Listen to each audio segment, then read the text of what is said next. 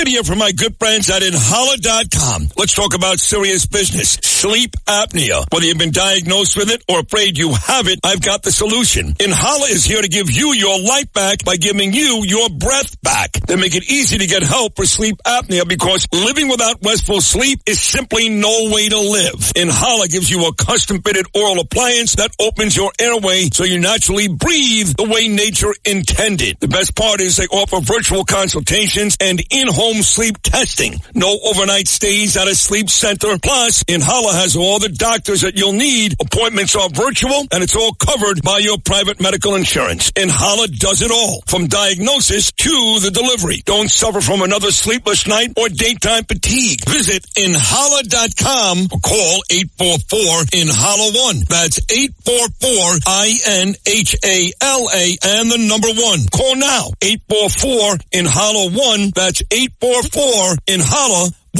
Right now we have Alan Dershowitz. Alan Dershowitz, Happy New Year. Always good to talk to you. Happy New Year. Last day of Hanukkah, first day of the new year. Let the new year have the light of Hanukkah and the lights of Christmas shine on everybody. Happy New Year, everybody. Happy New Year. And tell us your vision. I think 20 more days, President Trump is going to take office, and I look for a new year. I do, too. I look for a tough year. I look for a year in which President Trump really takes over and says to the world, look, you treat the United States and its allies with dignity and decency, or there will be consequences. He already said that to Hamas. I hope he says it to Iran very quickly in his term. You better dismantle that nuclear program or we'll dismantle it for you. We need a tough, principled president, and I think Trump's ready to do the job, and I'm ready to support him. You know, I'm an old line Democrat, voted for John Kennedy and every Democrat since. But I'm very supportive of Donald Trump. I'm hoping that the new year will bring a great America and a great world and maybe peace. You know, he had peace in his 4 years. Let's have peace in the next 4 years. I agree 100%. Why is Biden still sending money to Iran? It's just amazing that the Americans haven't learned. You know, it started with Obama and with John Kerry. John Kerry was a friend of Iran, and they thought that by being nice to Iran, let's be nice, we'll send them money. All that money went to Hezbollah and Hamas and Houthis.